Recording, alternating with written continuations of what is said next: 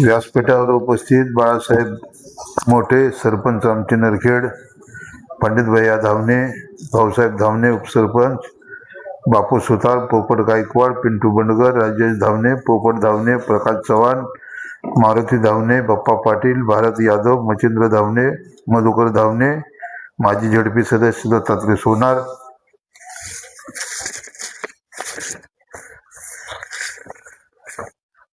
बांधवांनो, आज आपल्या डिक्सळ गावामध्ये जे आपलं कुलदैवत आहे ते सोमसिद्ध मंदिरात आपण सुंदर अशा पद्धतीचं फरशीचं काम केलं. आपण पाहिलं असेल सगळ्यांनी. त्या कामाचाही लोकार्पण आता झाला. त्याला आपण जवळजवळ 10 लाख रुपयाचा निधी मंजूर केला होता. आपले खांडेकर वस्ती ते लेगरे वस्ती या आपल्या शेतकरी बांधवांना जाण्या येण्यासाठी प्रचंड त्रास होत होता. त्याच्यासाठी आपण 10 लाख रुपये मंजूर करून ते काम सुद्धा आपण पूर्ण केलं.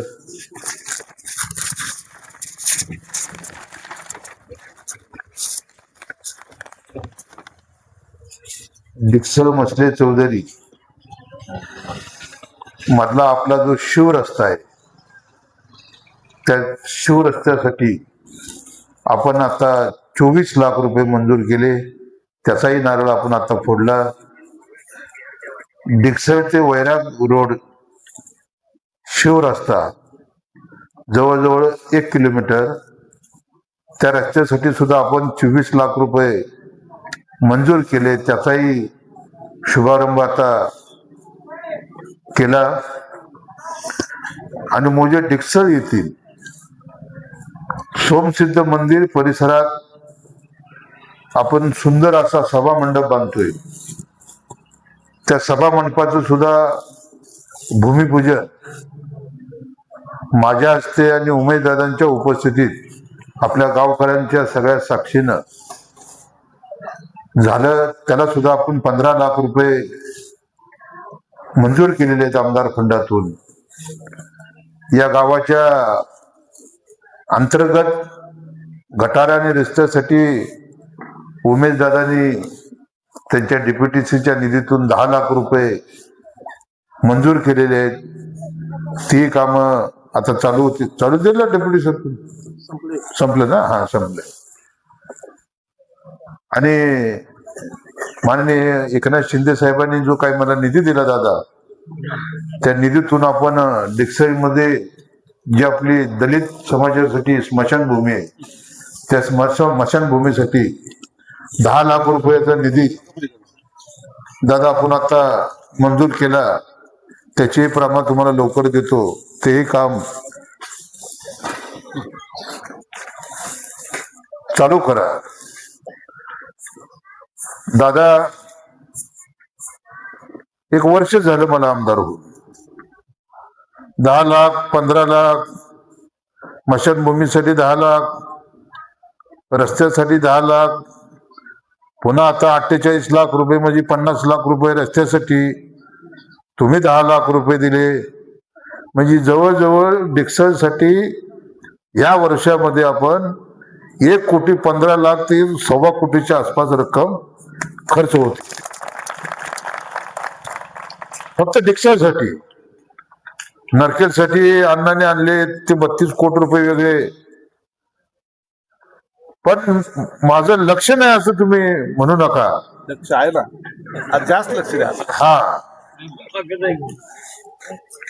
नरखेड गट हा कैलासवासी शहाजीराव पाटील या राज्याचे आमदार होते.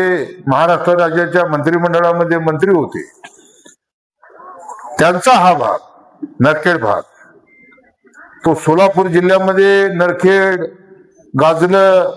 महाराष्ट्राच्या राजकारणामध्ये सुद्धा नरखेड गाजलं. एक अकलूज, एक नरखेड, ही नशीबवान गाव आहे दादा. ही लाल दिव्याची गाडी मंत्र्यांना लाल दिव्याची गाडी असतील, ती लाल दिव्याची गाडी आपल्या या भागाला मिळाली शहाजीराव पाटील साहेबांच्या नेतृत्वाखाली. आणि हा भाग, या भागानं नरखेड गटानं 2 नानगरकरांचा पराभव केला. हो दादा, बरोबर ना? हो. उचलून आपटला, असं तसं नाही आपटलं, उचलून आपटलं. आणि मग दादा 30 वर्ष आमदारकी या आनगरकरांच्या घरात होती. 2024 ला 20 नोव्हेंबरला मतदान झालं. दादागिरी, दडपशाही, तानाशाही आणि झुंडशाहीच्या विरोधात मोहोळ तालुक्याची जनता, मोहोळ शहराची जनता रस्त्यावरती उतरली. 20 नोव्हेंबरला मतदान केलं आणि 23 नोव्हेंबरला खऱ्या अर्थानं मोहोळनं स्वातंत्र्याची पहाट पाहिली.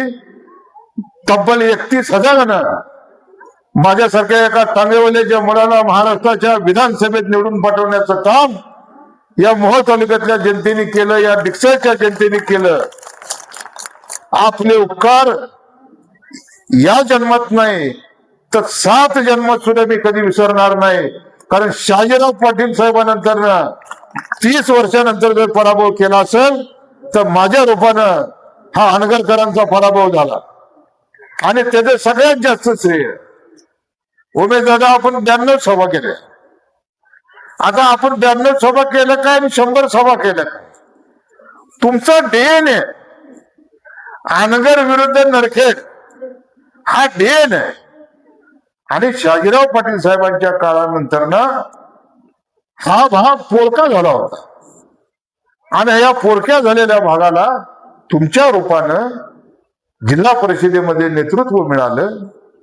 आणि ज्यावेळी तुम्ही नेतृत्व केलं, तुमच्यातले नेतृत्वाचे गुण पाहिले, त्यानंतर ना अजितदादांच्या लक्षात आलं की उद्या हे उमलते नेतृत्व राज्याच्या राजकारणामध्ये येईल. म्हणून तुम्हाला महाराष्ट्राचा प्रवक्ता केला, तुम्हाला आता जिल्हाध्यक्ष केलं. अजितदादा तुमच्यामध्ये शहाजीराव पाटील साहेबांची छबी बघतायत, लक्षात ठेवा. आणि हा या भागात तुम्ही मग आव्हान करत होता की हा भाग कधी त्यांचा अनगरकरांचं मांडणी देतो तो स्वीकारणारा भाग नाही, लक्षात ठेवा. मला संतोष अण्णा बरोबर शहाजीराव पाटील साहेबांना बघण्याचा योग आला. मी पाहिलं त्यांना ज्यावेळी तुम्ही मोहोळमध्ये राहत होता. आम्ही विद्यार्थी सेनेचे शहर प्रमुख होतो त्यावेळेला. आणि त्या काळामध्ये 90च्या आसपासच्या काळात आम्हाला तो पाहण्याचा योग आला त्यांना. बांधवानो, विकासाच्या बाबतीमध्ये डिक्सळ मागे राहणार नाही. डेप्युटी सरपंच तुम्हालाही सांगतो, तुम्ही जे जे सांगता, आमचे नागेशराव आहे तिथं, तुम्ही काही कामं सांगितलेली आहेत. आमची मेजर कुठे मेजर बसलेले आहेत, मेजर आहेत.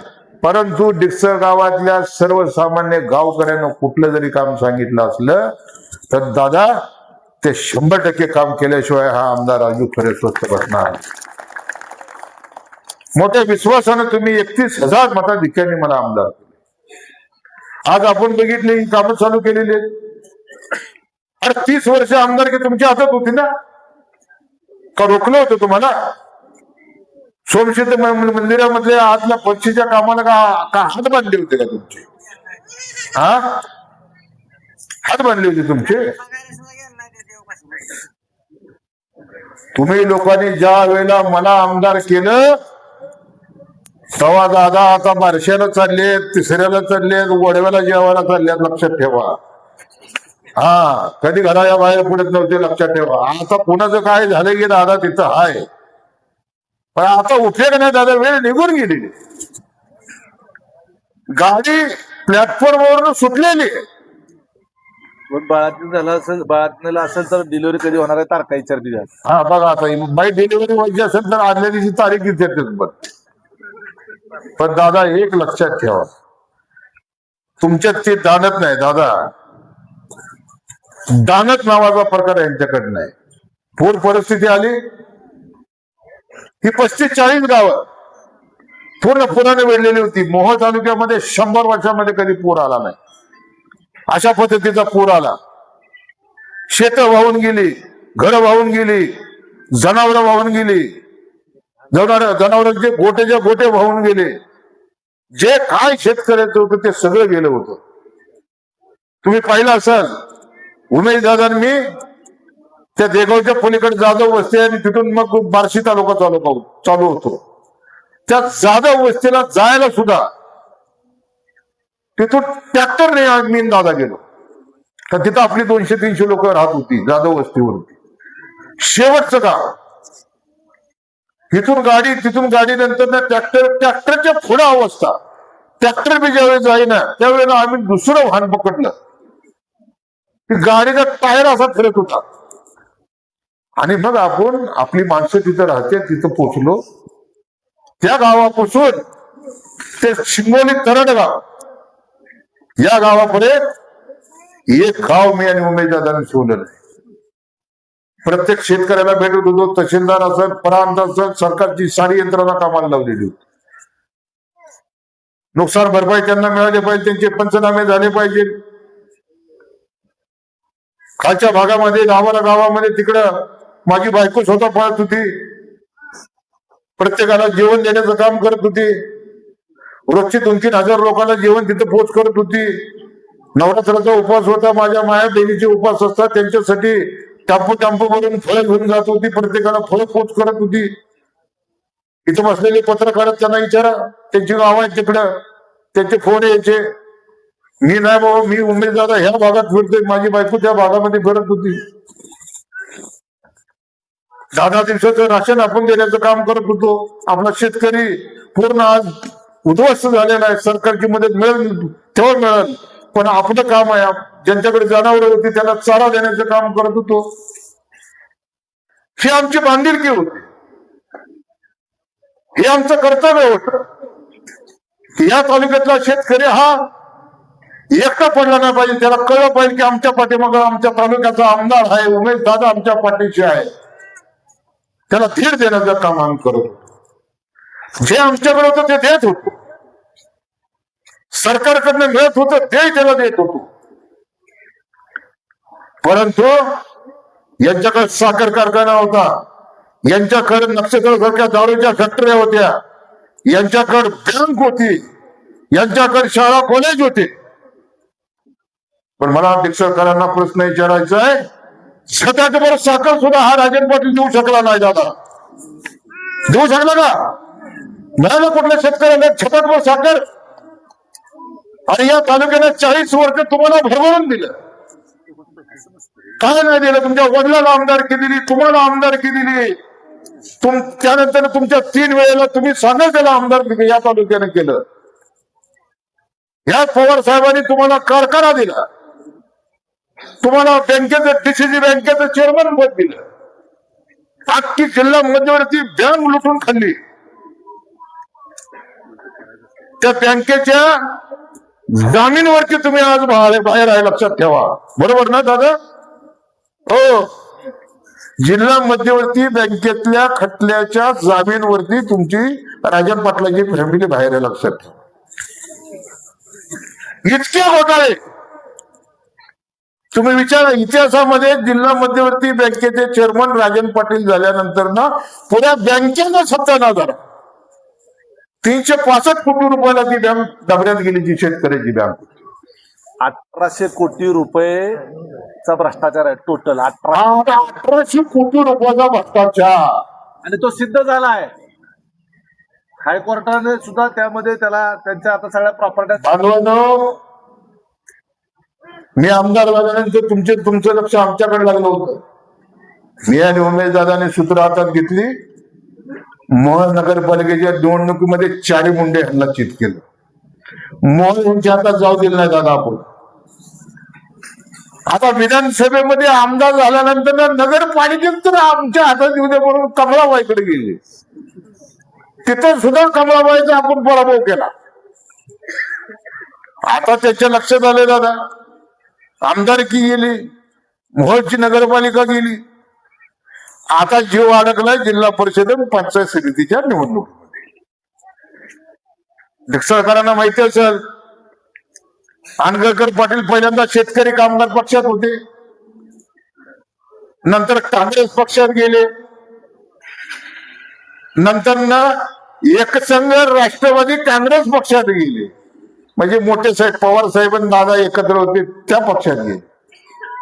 राष्ट्रवादी फुटली की हे अजितदादाच्या मागे गेले एक मिनिट थांबा जरा, मी जरा बाहेर बोलतो. आणि अजितदादाच्या मागे गेल्यानंतर ना 20 नोव्हेंबरला मतदान झालं. 23 नोव्हेंबरला मोहच्या जनतेनं दादागिरी, दडपशाही, तानाशाही आणि झुंडशाहीच्या विरोधात मतदान केलं. 31,000 जेव्हा यशवंत मानेला आपण पाडला तेव्हा मग हे म्हणले की अजितदादापाशी आता आपलं काय काम राहिलं नाही, आता पुढच्या घरी जा. आणि मग हे कुठे गेले? कमळाबाईच्या काकाला जाऊन बसले. म्हणजे शेकाप झालं, काँग्रेस झालं, दोन्ही राष्ट्रवादी झाले. आता भाजपमध्ये गेल्यावर सुद्धा मोहमध्ये आपण ह्यांचा पराभव केला, नगराध्यक्ष आपला निवडून आणला. आता जिल्हा परिषद पंचायत समितीच्या निवडणुकीमध्ये ह्यांना आपण ज्यावेळी चारी मुंड्यात चित करणार तेव्हा हे भारतीय जनता पक्षाला सोडणार आणि अमेरिकेचे राष्ट्राध्यक्ष ट्रम्पच्या पक्षामध्ये जाणार. डेप्युटी सरपंच, हे माझं वाक्य आज सोमसिद्ध महाराजांच्या देवाची आपण पूजा करून इथं आलोय, लक्षात ठेवा. आपल्याला समोर दिसायला आलंय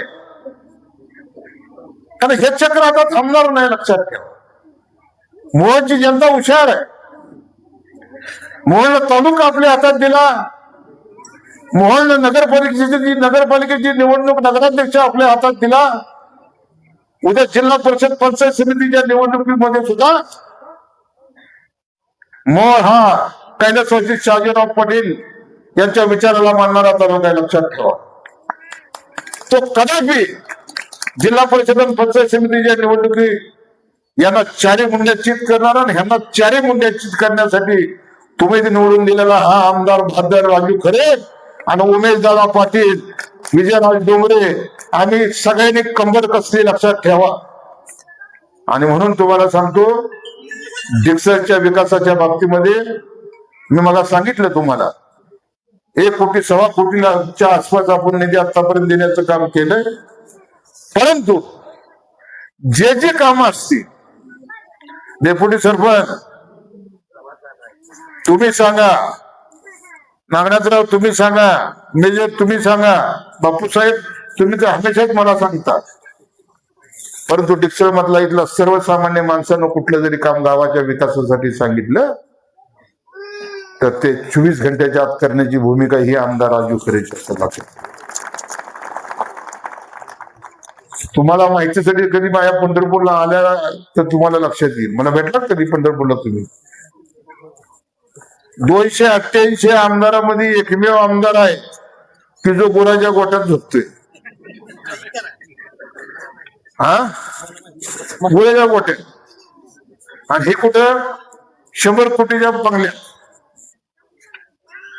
म्हणजे तुमचा आमदार किती साधा आहे. इकडं जनावर आहे, इकडं शरद आहे आणि मध्ये आमदार. या सरकारनं 2 पोलीस बंदोबस्त दिलेत मला. त्या पोलिसांची आपदा होती. म्हणलं आमदार कुठं झोपतोय? गुराच्या गोट्यात. मग तुम्ही खोलीत झोपून चालणार नाही. रात्रीत माझा कार्यक्रम झाला तर काय करायचं? तुम्हाला सरकारनं माझ्या बंदोबस्तासाठी नेमलाय. मग म्हणजे साहेब तुम्ही बाज जसं बाजावर घेतलं तसे आमच्यासाठी 2 बाज काढा.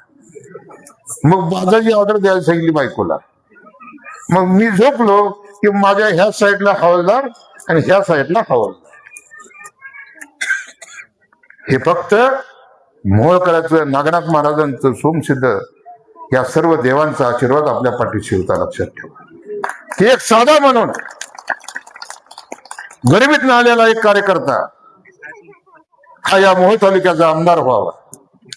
अहंकार नाही, लहानात लहान माणूस येऊ द्या ना, तो ज्येष्ठात ज्येष्ठ माणूस येऊ द्या, त्याला चाय पाजला जाईल, त्याला नाश्ता दिला जाईल, त्याचं काम विचारलं जाईल, त्याचं काम करण्याचा प्रयत्न केला जाईल. ना तर भाऊसाहेबाला भेटा आणि रावसाहेबाला भेटा ही पद्धत माझ्याकडे नाही, लक्षात ठेवा. डायरेक्ट कुणी बी येऊ द्या. म्हणून डिकसळकरांना पुन्हा एकदा मी आव्हान करतो की जसं शहाजीराव पाटील साहेबांच्या पाठीमाग हा नरखेड भाग राहिला, तसाच हा भाग उमेशदादाच्या पाठीशी राहावा आणि तो राहील अशी अपेक्षा मी व्यक्त करतो. आणि उमेशदादा बरोबर तुमची माझी बी साठगाठ बांधलेली आहे, त्यामुळे आमच्याही पाठीशी खंबीरपणे उभा राहावं एवढी एक विनंती आपल्याला करतो. पुढे आमचा कार्यक्रम आहे कळमनला, तिथेही लोक वाट बघतायत आणि त्या कार्यक्रमाला निघतो. आपली सगळ्यांची रजा घेतो. जय हिंद, जय महाराज, जय भीम. आणि एक सत्कार होतोय, ह्या मुलीचा एक